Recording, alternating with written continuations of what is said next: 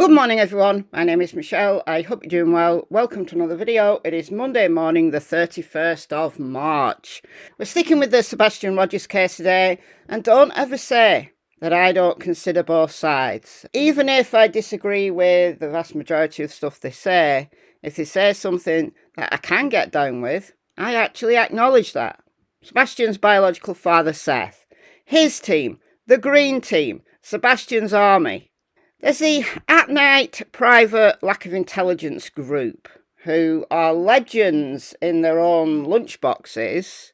They're in some kind of cahoots with Dog the Bounty Hunter. That's why they got a little bit of publicity originally when they came on the quote-unquote Green Team. But at night do periodic updates on Twitter. March 29th, they did this big update. Massive update, upping the reward by a whopping $100,000. The reward now, apparently, is up to $447,000. I don't believe that. Don't believe that. Anyhow, that's not what we're here to talk about. We're here to talk about the update that I do get down with, that I can agree with. Let's go.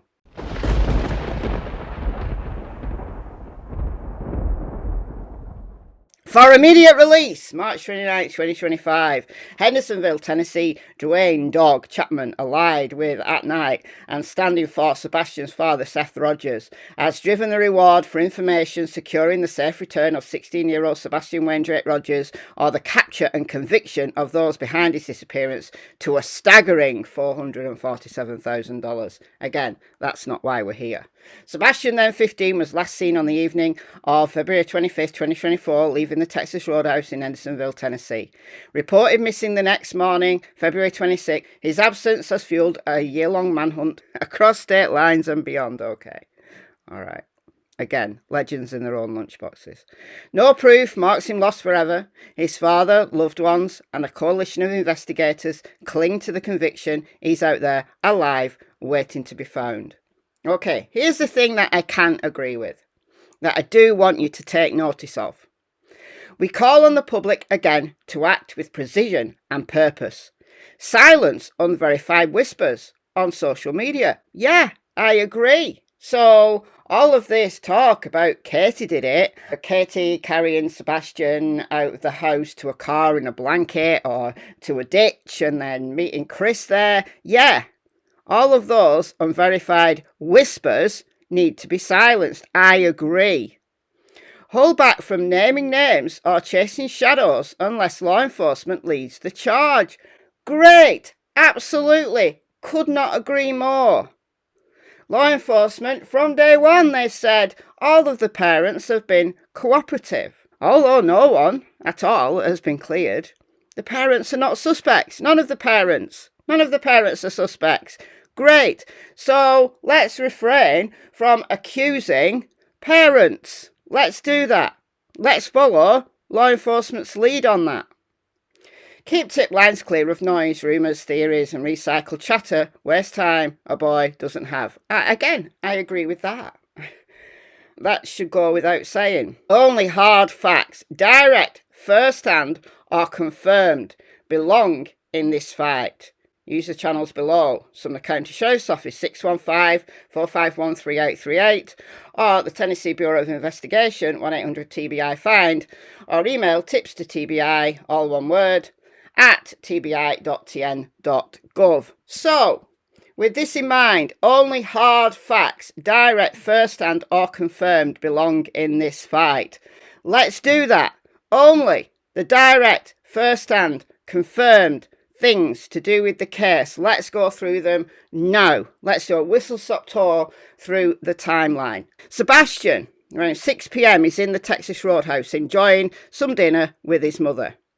He leaves, and this is the last verified clear imagery of Sebastian alive. We do know that there is a video of Sebastian at home taking out the trash. However, that's never been released. So that's, I guess you would say it's hearsay. So we're not going to include that in the timeline. All right, but it is believed that Sebastian made it home. Okay, Sebastian goes to bed, everything's fine. According to his mother Katie, she goes to bed about midnight. Then, 6 a.m, again, according to Katie, she wakes him up for school. He's not there. She starts looking for him. She's driving around. Her and her husband, Sebastian's stepdad, Chris, call Sumner County Sheriff's Office. 6:33. We know that time because it's in the dispatch audio. We know at the time Katie is driving around when the first responders are, gearing up to get there. Katie's still driving around the neighbourhood and to the school and wherever to look for Sebastian. We know that. Fast forward about an hour and we have the first responding canine on scene. This is Canine Max, a German Shepherd with Sumner County Sheriff's Office. He arrives at the construction site. It's going to be about 7:40, 7:45 because at 7:50 this comes over the dispatch. Next big track back up, going into the construction site over here back towards the beach. It's awful muddy. Do you see any footprints, anything? Couldn't have any shoes. Doug, is it? I do have some footprints. Right there where you're standing? Yeah. Leading right over here to the retain. No shoes, just footprints. He literally dug into it. Max led me straight to the retain. He just into the water. Got you see any prints around it? There was a few footprints in some of the softer dirt. Headed straight this way on the track that he was running. You see him taking off at a trot. He's not scent specific though. So is he tracking Sebastian? Possibly. But he could have got another scent. Could have got some other human who walked by.